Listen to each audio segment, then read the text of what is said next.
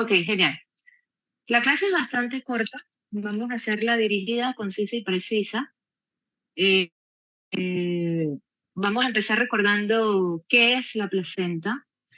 La placenta es un órgano que se desarrolla en mamíferos, especialmente las hembras de los mamíferos, y pues su característica primordial es que es hemocorial. Esto significa que permite una circulación madre-feto, ¿verdad?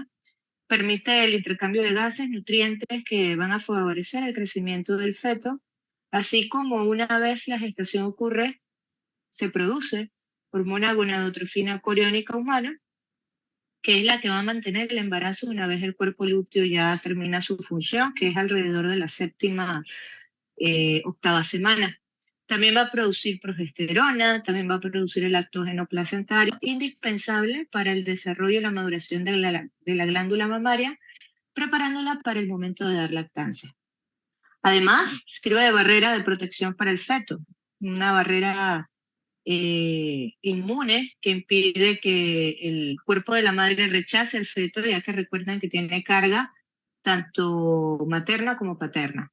¿Recuerdan en la clase que vimos de sangrados del segundo trimestre el concepto de migración placentaria? ¿Lo recuerdan? Sí, doctora. Ok, hablamos que hay dos momentos, ¿no? En el que ocurre la migración.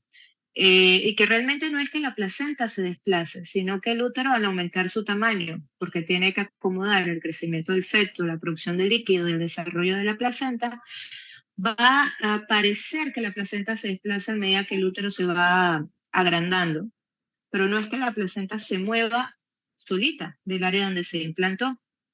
Entonces, es por esto que podemos nosotros dar diagnóstico de un trastorno placentario tipo placenta previa en cualquiera de sus variedades, ya de las 24 semanas para arriba, porque ya es el segundo momento en el que ocurrió la migración placentaria, es decir, ese desplazamiento, entre comillas, de la placenta a medida que va creciendo el cuerpo uterino. La placenta tiene dos caras, la cara fetal, que es donde va a estar el cordón fetal, los vasos fetales. Recuerden que en el cordón fetal hay tres estructuras amortiguadas por la gelatina de Wharton. Estas tres estructuras son una vena umbilical y dos arterias umbilicales. Recuerden que las arterias umbilicales llevan la sangre desoxigenada del feto a la madre y la vena umbilical lleva la sangre oxigenada de la madre al feto, junto con todos los nutrientes. Y también tenemos la cara materna o la decidua materna, que es donde vamos a encontrar los cotiledones adheridos, ¿no? Esta es la cara fetal, observen las membranas abiertas, las membranas ovulares, que es donde dentro se encuentra el feto de líquido. Y del lado de la cara materna tenemos los cotiledones, que es el área que se implanta a la decidua basal y es la que desarrolla la vasculatura necesaria para la circulación madre-feto. De este lado vamos a encontrar en promedio 32 cotiledones y esto nos va a servir de utilidad al momento de hacer la evaluación macroscópica de la placenta una vez ocurre el alumbramiento. Existen varias anormalidades de la placenta, vamos a pasar brevemente por varias de ellas y nos vamos a detener más en placenta previa, creta, increta, precreta y la basa previa. Existe la placenta bilobulada, subcenturiada, membranácea, extracorial, anular y fenestrada. La placenta bilobulada, como su nombre lo dice, presenta dos lóbulos, el lóbulo principal y unos lóbulos accesorios, que también van a tener parte de la circulación de los vasos fetales, contenidos en la membrana amniótica.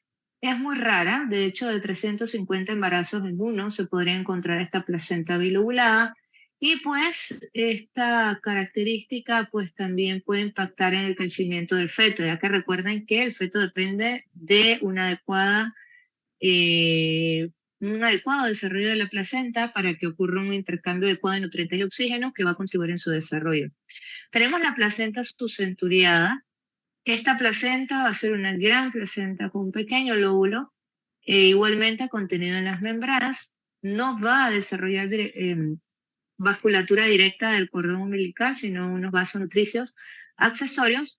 Y pues una característica interesante es que cuando ocurre el alumbramiento completo de la placenta y aún tenemos temas de sangrado y hacemos la revisión de cavidad, nos encontramos un lóbulo. Si observamos de forma macroscópica en la cara materna de la placenta, observamos que están todos los cotiledones completos, pero al hacer la revisión, o sea, el legrado, nos encontramos con este lóbulo accesorio que impide la contracción adecuada del útero, lo cual significa que persista el sangrado postparto. La placenta membranácea, su nombre lo dice, la placenta parece un disco muy delgado, que parece una membrana prácticamente, y hace que esta placenta se vea difusa. Se asocia a placenta previa y nos vamos a dar cuenta, nos vamos a sospechar de este trastorno placentario si una vez ocurre el proceso de alumbramiento no se logra la separación normal que esperamos durante el tercer estadio de la labor. La placenta extracorial va más que nada a significar una pequeña indentación en la placa coriónica, es decir, donde se imaginan las membranas, más pequeña que en la placa basal. La placa basal donde está inserta la placenta, ¿no? A nivel de la densidad basal. Del lado de la cara fetal vamos a ver una pequeña depresión del anillo de las membranas y puede esto dar una apariencia de placenta circunvalada, ¿no? O también conocida como placenta circunvaginada. ¿Por qué ocurre? Es desconocida la causa, pero sí se ha visto que está asociado a parto pretérmino, desprendimiento prematuro por las características ovaladas de la placenta y pues muchas veces a malformaciones fetales también. Como esta placenta, observen, no tiene una buena vasculatura desarrollada a nivel de cordón, pues también se asocia a muerte fetal prematura. La placenta anular es mucho más rara, una de 6.000 partos, su nombre lo dice anular, la placenta se dispone en forma de anillo y observen cómo los vasos coriales se disponen de igual forma concéntrica a esta placenta. La principal complicación pues, es restricción del crecimiento debido a un desarrollo anómalo de la placenta, así mismo como hemorragia en el momento del alumbramiento. La placenta fenestrada presenta los cotiledones completos, pero una porción central discoidea va a hacer falta, ¿no? Esto pues generalmente se debe a un desarrollo incompleto de una sección, observen, se ve específicamente circunscrita esa fenestración y no parece, no impresiona un cotiledón desprendido o faltante. Ahora vamos a empezar con los trastornos de mayor relevancia, más que nada en el segundo y tercer trimestre. Está la placenta previa, como les adelanté en la clase anterior, esta placenta se puede insertar parcialmente o totalmente sobre el orificio cervical interno a nivel del segmento inferior del útero. La mayoría son de inserción anterior, a cara anterior más que a cara posterior, pero puede también haber placentas previas posteriores con oclusión del orificio cervical interno. En gestaciones únicas, su prevalencia del 0.2 al 0.5%, el riesgo se eleva en pacientes con cesáreas previas, cirugías uterinas, ya sea miomectomías, perforaciones uterinas, legrado o extracción manual de la placenta. Todo evento que permita una agresión al endometrio o al ácido basal que queda unido al endometrio genera un riesgo para el desarrollo de esta entidad y más adelante para acretismo placentario, como vamos a ver más adelante. Factores de riesgo asociados a placenta previa, la edad materna, el tabaquismo, mujeres de raza negra o asiática, mujeres multíparas, gestaciones múltiples o incluso tratamientos de reproducción asistida. Como les mencioné en la clase de sangrado del segundo trimestre, pues representa un porcentaje importante, cerca del 20% de las hemorragias del segundo o tercer trimestre.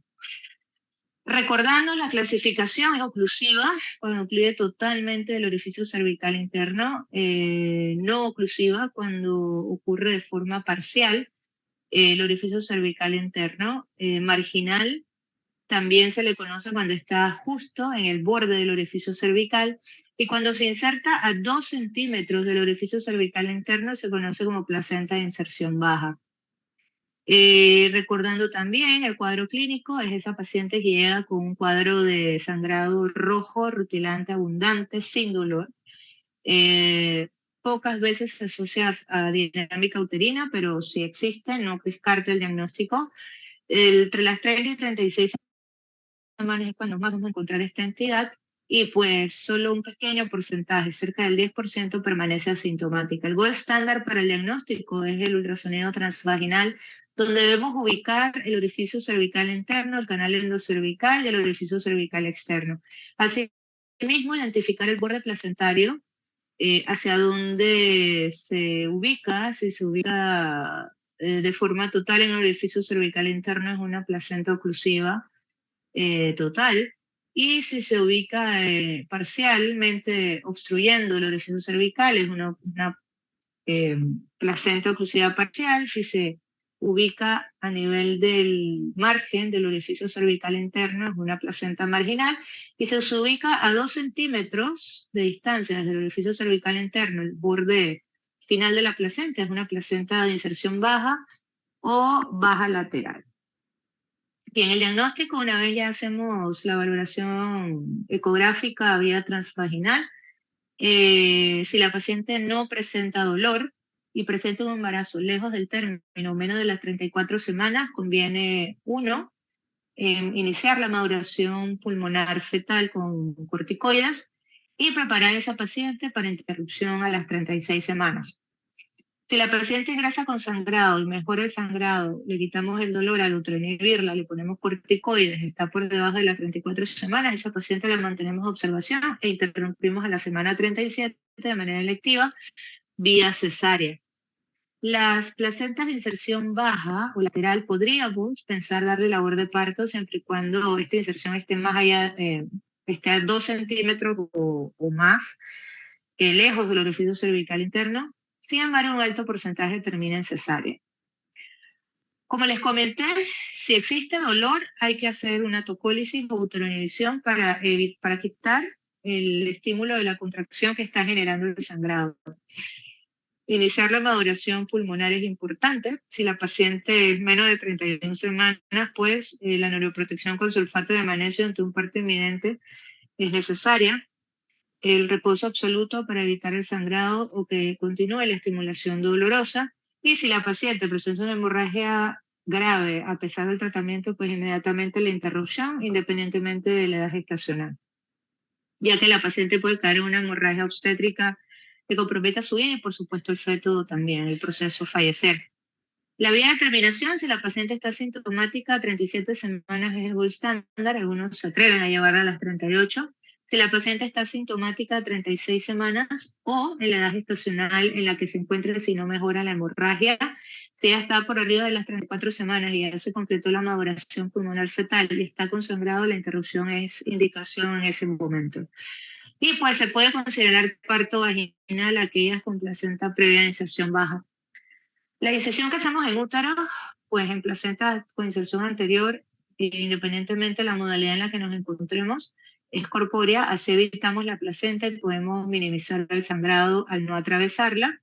Las complicaciones potenciales, pues ante una hemorragia es mayor morbimortalidad perinatal y materna, pues que debido a la posición de la placenta el feto no se puede ubicar con presentación cefálica o con situación longitudinal, es decir, queda transverso o sacro. Pues la hemorragia grave, una vez más, es muy importante tenerla en cuenta. Si la paciente ha tenido eventos previos, ya sea de placenta previa, legrado, cirugías uterinas o cesáreas previas, también tiene un riesgo alto de placenta creta. La hemorragia postparto, pues al estar la placenta inserta en el segmento uterino inferior, pues puede también lesionarse al momento de la extracción del feto, lo cual representa una histerectomía urgente y en casos peores o más desafortunados, embolia de líquido amniótico. La siguiente variante de trastornos placentarios está la placenta creta. Hablamos de placenta creta cuando la placenta se adhiere de forma normal en el miometrio. Hay una disrupción o una ausencia de la formación de la membrana de Nita-Busch, que es esa membrana que divide el endometrio o el ácido basal del músculo uterino, o sea, el miometrio. Al no existir esa barrera y una vez la placenta empieza su desarrollo, empieza a infiltrarse, se infiltra más allá de la tejido basal, porque no está en la membrana, entonces llega hasta el endometrio y forma y puede generar cualquiera de las variantes de espectro de placenta creta, ya sea cretismo, incretismo o percretismo, que ya vamos a definir cada uno. La incidencia de por 1000 embarazos, 3 casos. Y por supuesto el factor de riesgo principal es el aumento de cesáreas. Mientras más cesáreas tenga, más riesgos. Sin embargo, aquella paciente que ha tenido un AMEO, un legrado, una cirugía uterina por una hematosis, una perforación que ha sido reparada, cualquier mujer que tenga una cicatriz o una instrumentación a nivel endometrial está en riesgo, porque de igual forma se pudo haber lesionado endometrio hasta la membrana de Nitabuch. La morbilidad es sumamente elevada. Estas pacientes generalmente pierden el útero en el momento de la cesárea. Después de hacer la cesárea se realiza histerectomía, ya que es más riesgoso desprender esa placenta a la fuerza y puede generar una hemorragia masiva. Esto, por supuesto, aumenta la mortalidad de la paciente.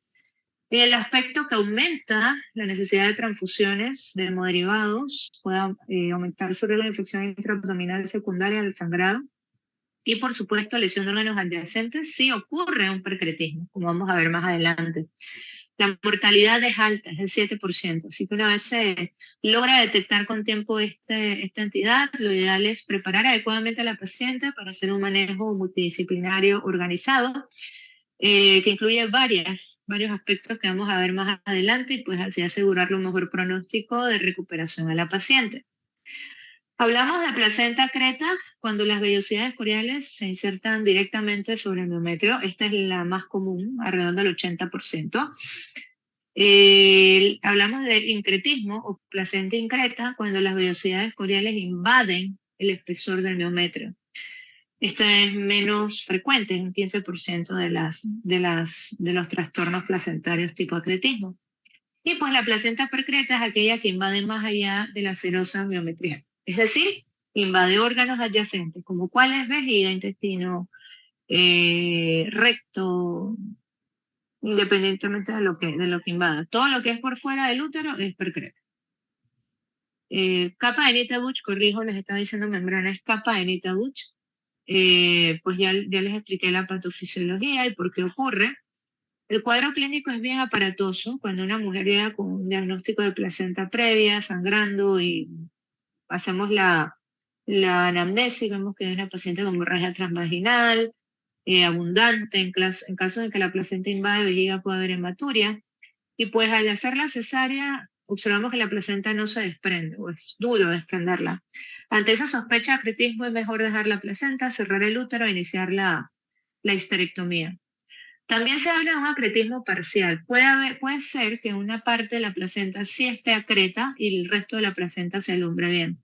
Ante esos casos, pues hay que considerar muchas cosas. Uno, si la paciente desea una fertilidad, pues se puede hacer cirugía local, es decir, retirar ese pedazo de miometrio afectado y pues reparar siempre y cuando se cumplan ciertas condiciones y así mantener el útero. O pues, si se encuentra totalmente acreta toda la placenta, la indicación es retirar el útero inmediatamente. El diagnóstico anteparto es fundamental y lo principal es identificar los factores de riesgo de los cuales ya hemos hablado.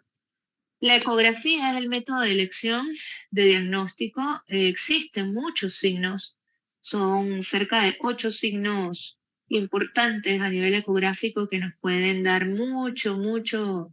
muchas pistas de que nos encontramos ante un acretismo. Entre ellas es la circulación que se desarrolla de placenta a vejiga, el bulge o el abultamiento que ocurre del miometrio hacia la vejiga.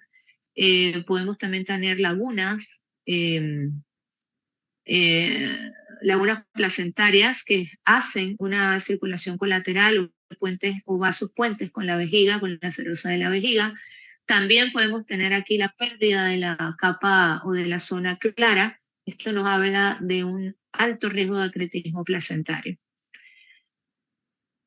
La resonancia magnética es de utilidad en aquellas pacientes en las que se sospecha placenta percreta. Es de utilidad en pacientes en las cuales el ultrasonido no es concluyente, pues nos permite definir mejor el grado de invasión y qué órganos están comprometidos. Al hacer el diagnóstico ante una paciente que no tenga síntomas de sangrado, pues lo que sigue es el seguimiento ecográfico estricto, valorar el grado de invasión y pues por supuesto planificar la cirugía. La interrupción, si no estamos ante una placenta percreta, es la interrupción a las 36-37 semanas. Si tenemos la sospecha de una placenta percreta, pues conviene iniciar maduración fetal si se está debajo de las 34 e interrumpir tan pronto se tenga la maduración pulmonar fetal completa. Es importante tener disponibilidad de hemoderivados porque usualmente estas pacientes requieren transfusión masiva. Por supuesto, el equipo multidisciplinario, urología para la vía urinaria, cirugía en caso tal que se requiera, que esté presente por infiltración hacia recto o hacia abdomen. También patología importante para revisar la pieza quirúrgica, radiología intervencionista para poder ayudar a disminuir el sangrado mediante el abordaje vascular, embolización, ya sea por embolización de vasos ilíacos uterinos o colocación de balones intravasculares. El uso del metotrexate pues está bastante en controversia, poco se utiliza cuando hay casos en los que se deja la placenta o pedazos de placenta percreta que no se pueden disecar debido al lugar donde está infiltrado y al alto riesgo que se pueda complicar o lesionar algún ureter o algún gran vaso, ya que el metotrexate puede producir neutropenia y aplasia medular de la paciente, pues predisponiéndola a los procesos infecciosos más severos. Y por supuesto, pues la sutura de compresión uterina es de utilidad para disminuir el sangrado. Aquí un esquema de cómo se ven las placentas. Placenta normal respeta el miometrio, la placenta creta invade más allá del miometrio, sobrepasando la capa de Nitabuch. La placenta creta invade el espesor del músculo miometrial y finalmente la placenta percreta va más allá de la serosa del miometrio. Tenemos también aquí un corte histológico. Observen cómo aquí la placenta invade más allá en el miometrio en caso de placenta increta.